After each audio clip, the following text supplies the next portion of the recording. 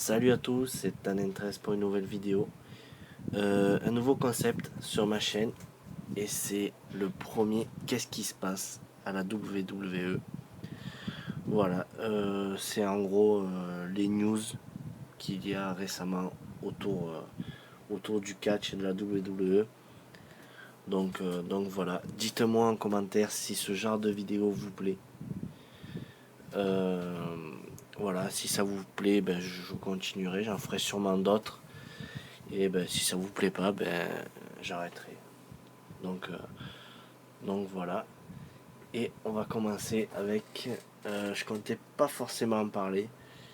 Parce que bon, c'est pas forcément une nouvelle très, très joyeuse. Mais on peut pas passer à côté, c'est l'affaire Hulk Hogan. Voilà, c'est une news qui peut secouer un peu le monde du catch. Voilà, comme vous le savez sûrement, Hulk Hogan a eu des propos racistes. Pour ça, il a été des propos qui datent d'une bande sonore de 2012. Voilà, on entend Hulk Hogan dire plusieurs fois un certain mot, voilà, qui commence par NE. Mais voilà, sinon je ne le prononcerai pas. Donc voilà, et du coup, la WWE l'a viré. Voilà, l'a viré de Taffenhouse parce qu'il était juge là-bas. Voilà, et la même essaye également de le rayer de son histoire. Voilà, car je cite le site Catch au quotidien. Voilà, d'ailleurs, je vous mettrai le lien du site dans la description. Car voilà, c'est là-bas que je vais voir les infos. Donc voilà. Euh, il n'existe plus aucune trace de la légende de 61 ans sur le site officiel de la fédération, ni sur le site internet de l'émission TAF9, où il avait un rôle de juge avec Daniel Bryan et Page durant ces dernières semaines. Les produits à son effigie qui étaient disponibles sur la boutique de la WWE ont eux aussi complètement disparu. La fédération semble avoir tiré un trait définitif sur Hulk Hogan et nous doute que celle-ci prendra soin de ne plus le mentionner à l'antenne. Alors je vais vous donner mon avis. Certes, c'est un dérapage qui est inexcusable, inacceptable. On peut dire beaucoup de mots. Voilà, j'ai été très déçu par les propos d'Hulk Hogan. Voilà.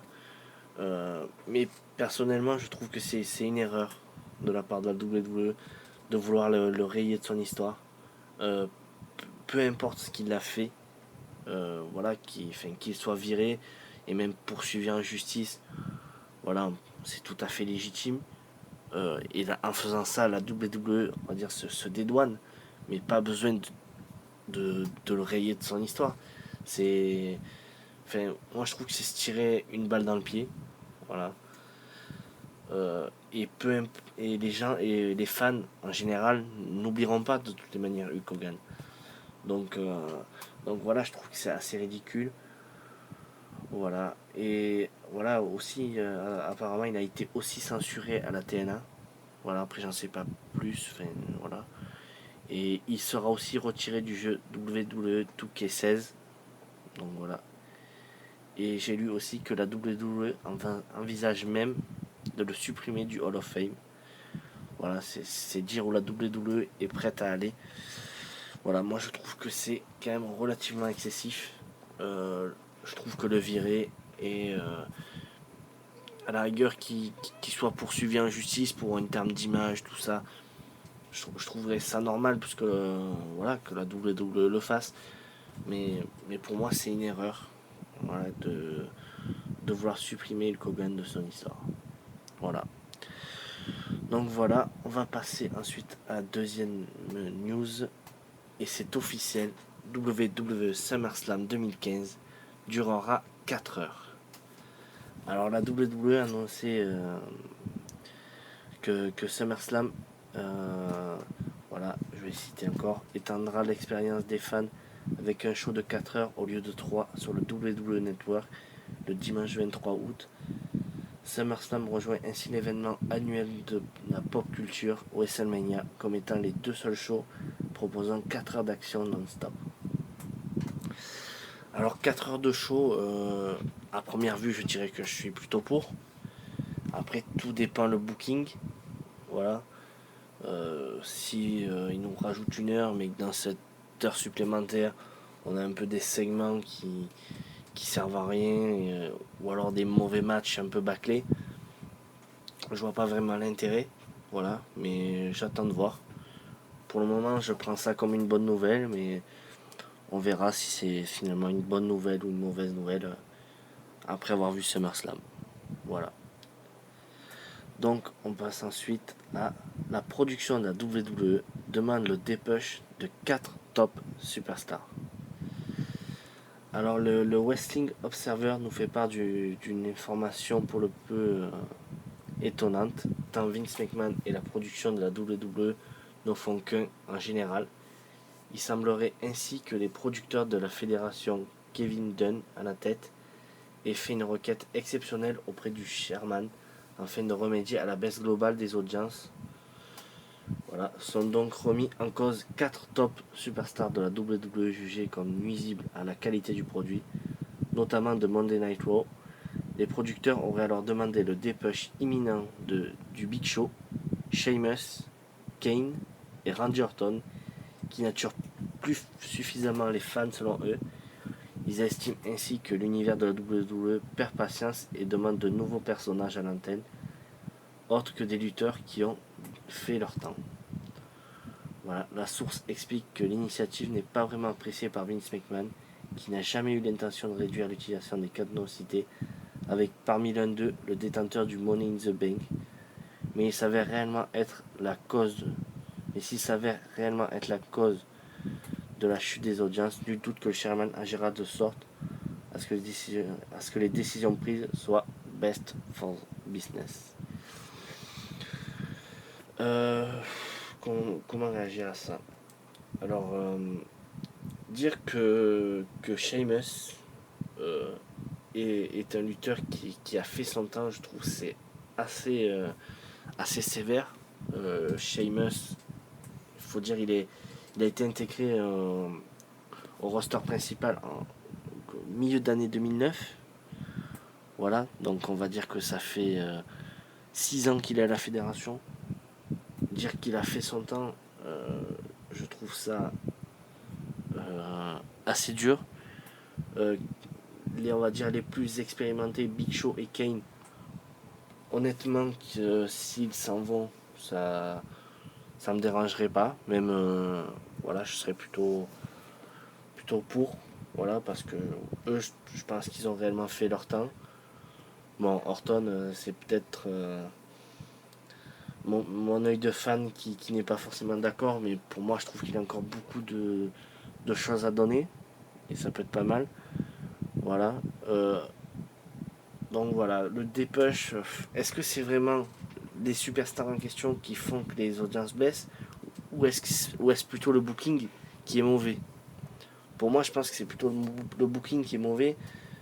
Voilà, le Big Show, je pense qu'il doit être là pour faire quelques petites rivalités de temps en temps, mais c'est clair qu'il doit pas avoir un match de championnat, je pense, pour un titre. Voilà, même intercontinental. Voilà, et aussi de dire que ces 4 superstars ont fait leur temps. Je pense qu'on peut rajouter aussi John Cena alors. John Cena, je pense aussi, a fait son temps alors, si on part dans ce domaine-là. Donc voilà, je trouve ça assez étrange que ces 4-là. Et personnellement, moi, j'y crois pas trop. Surtout pour Sheamus, qui a la maladie du Money in the Bank. Même si après, ils peuvent la remettre en jeu et la faire perdre pour la faire gagner par une autre superstar. Mais bon, je doute quand même qu'il fasse ça. Voilà, c'est un avis. Et voilà. Donc ensuite, alors attention, ceux qui regardent Raw sur RTL 9, voilà, passez cette info, car il va y avoir du spoil. Voilà. John Cena a été blessé par Seth Rollins et à Monday Night Raw. C'est celui qui passera en France mardi prochain. Là. Voilà, je sais plus, c'était le deuxième Raw après Battleground. Voilà. Alors là, je vais vous lire. John Cena a subi une fracture du nez après avoir pris un coup de genou du WWE World Heavyweight Champion Seth Rollins au cours du main event de Raw. Voilà, nous venons d'apprendre que John Cena a été conduit d'urgence mardi à l'hôpital afin d'y être opéré. L'intervention était principalement reconstructive.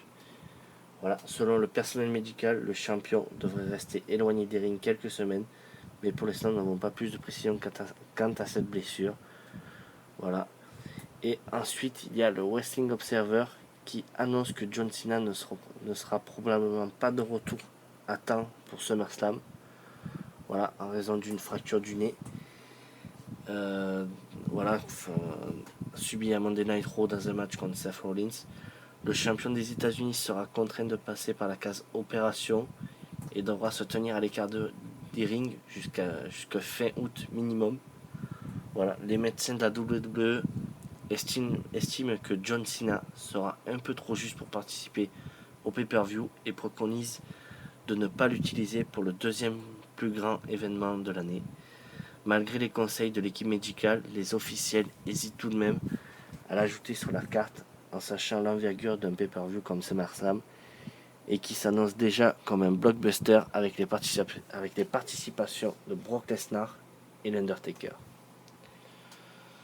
Alors, vous le savez, je suis pas un grand fan de Cena. Voilà, le fait qu'il soit pas là à SummerSlam ne me dérange pas tellement, sachant c'était bien parti pour qu'il ait un match face à Seth Rollins pour le titre. Voilà, moi ce match-là ne m'enchantait pas vraiment, surtout que voilà, John Cena était encore champion des États-Unis. Encore si John Cena aurait perdu à Battleground son titre des États-Unis, j'aurais trouvé ça tout à fait légitime. Mais voilà, donc du coup, le fait aussi de ne pas avoir Cena à SummerSlam, ça va peut-être obliger la WWE à mettre un match un peu bouche-trou, qui sera peut-être un peu bâclé. Donc c'est peut-être pas forcément une si bonne nouvelle que ça. Donc voilà, j'attends de voir. Puis de toute façon, pour le moment, rien n'est officiel.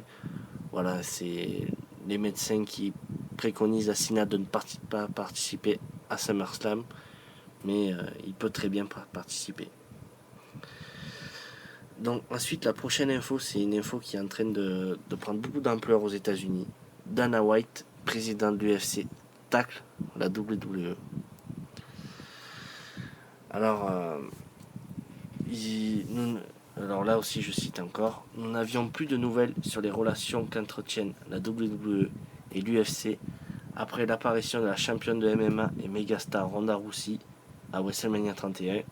Il semblerait que Dana White ait une dent contre son meilleur ennemi. En tout cas, c'est ce que le président de l'UFC a laissé comprendre dans un échange Twitter avec un fan de Seth Rollins qui a commencé par critiquer les prix élevés de leur pay-per-view.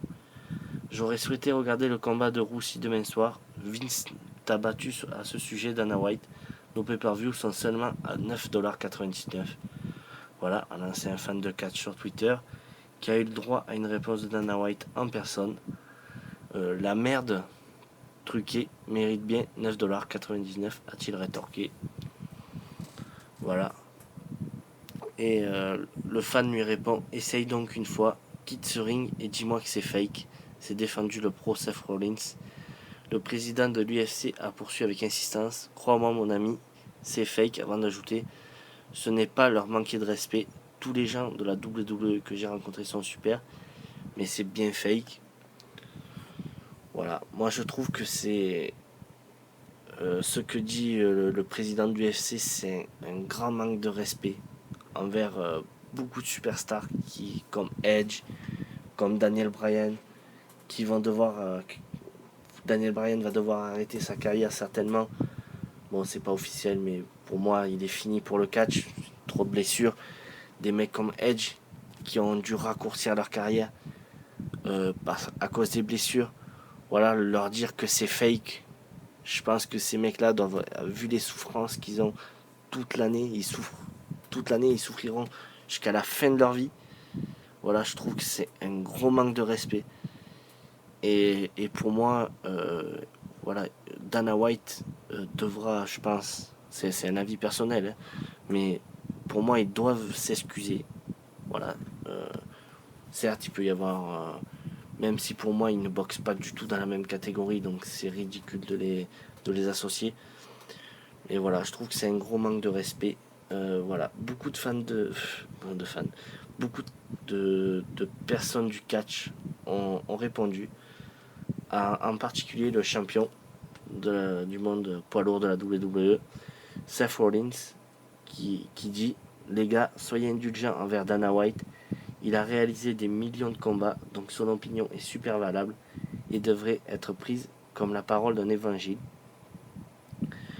Voilà, je trouve ça assez drôle, avec beaucoup de sarcasme. Je trouve que c'est bien dans son personnage, donc voilà, c'est une petite pique. Voilà. Et ensuite, c'est Taz qui a répondu en disant: hey champion, fake est un mot très irrespectueux en le référant à notre business, nos lutteurs et nos vrais fans. Réveille-toi. Et l'ancien lutteur de la WWE a ensuite retweeté le commentaire d'un fan du même avis. Fake et prédéterminé sont des termes complètement différents. C'est incroyable à quel point des idiots puissent appeler ça fake si l'on prend en considération les conséquences du métier sur la vie. Voilà. Puis à remercier les tweetos allant dans son sens. Merci, ce n'est pas seulement moi, mais tous les hommes et toutes les femmes de notre business qui vivent et se sacrifient pour leur métier dans leur vie. Voilà. Alors ensuite, c'est Bolare, plus connu avec le nom de Bob Harry Dudley à la WWE, voilà, qui a décidé d'attaquer le patron du UFC en disant sur Twitter: c'est bien que tu aies eu un fake Brock Lesnar à l'UFC qui a été ton plus grand succès de tous les temps en pay-per-view. Et ensuite, dans un deuxième tweet, il dit: Dana White, prends la bonne décision et présente tes excuses à l'industrie qui a jeté les bases de ton industrie. Voilà, pour moi, je suis assez d'accord. Voilà.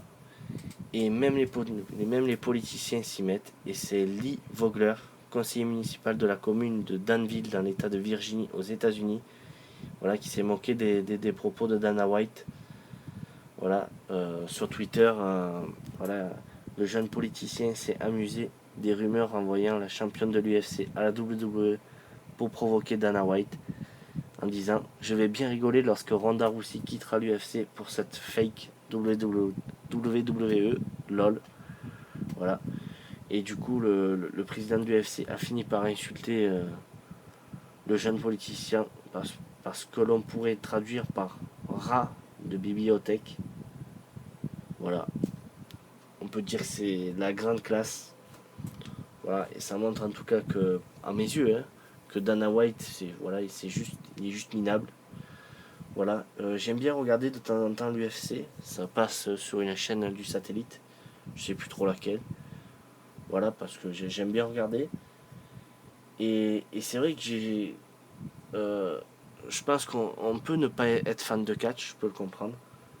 Tout comme on peut ne pas être fan de l'UFC. Voilà, j'ai déjà entendu des gens dire que c'est juste une bagarre d'animaux en cage, même si c'est pas du tout ça. Mais voilà. Et puis, à mes yeux, voilà, c'est idiot de comparer les deux. Le catch, c'est du divertissement sportif. Et voilà, le MMA, c'est un sport de combat. Donc, c'est un débat stérile. Voilà, au final, c'est qui souffle le plus, qui se tape le plus. Moi, c'est pas ce qui m'intéresse. Voilà, et voilà. Voilà. Et pour finir, on va finir avec une news voilà, très triste, pardon. Voilà, Roddy Piper est décédé à l'âge de 61 ans. Voilà, le célèbre site TMZ rapporte cette nuit le décès de Roderick George Thoms, plus connu sous le nom de Roddy Piper, dans le monde du catch, à la suite d'un arrêt cardiaque à l'âge de 61 ans dans sa maison à Hollywood, un quartier de Los Angeles, en Californie, ce vendredi midi. Roddy Piper avait été diagnostiqué d'un lymphome de Hodgkin, en 2006, mais en novembre dernier, la WWE Hall of Famer se disait débarrassée de cette maladie. La WWE a elle aussi officialisé sa tragédie par le biais de son communiqué habituel suite au décès d'une personne proche de la fédération. La WWE est profondément attristée par le décès de Roderick George Thoms, aka Roddy Piper. Aujourd'hui, à l'âge de 61 ans, la WWE présente ses condoléances les plus sincères auprès de sa famille, ses proches et ses fans. Roddy Piper était l'un des lutteurs les plus divertissants, controversés et grandiloquents que la WWE n'ait eu la chance de connaître, aimé par des millions de fans partout dans le monde, a déclaré le chairman et CEO de la compagnie, Vince McMahon. Voilà, après le décès de The American Dream, Dusty Rhodes, il y a quelques mois, c'est une autre légende du catch qui s'en va. Voilà, c'est une bien triste nouvelle. Et voilà, j'aurais qu'une chose à dire, RIP Roddy Piper. Voilà. Voilà, bon, ben c'est tout pour cette vidéo. N'hésitez pas de me dire si vous avez aimé. Voilà, puis si vous n'avez pas aimé aussi, n'hésitez pas. Voilà, donc si ça vous plaît, je continuerai peut-être dès qu'il y aura d'autres news, on va dire un peu sympas. Et voilà, ben, puis sinon, ben, j'arrêterai. Voilà. Et moi, je vous remercie d'avoir regardé cette vidéo et je vous dis à la prochaine pour une nouvelle vidéo. Ciao tout le monde.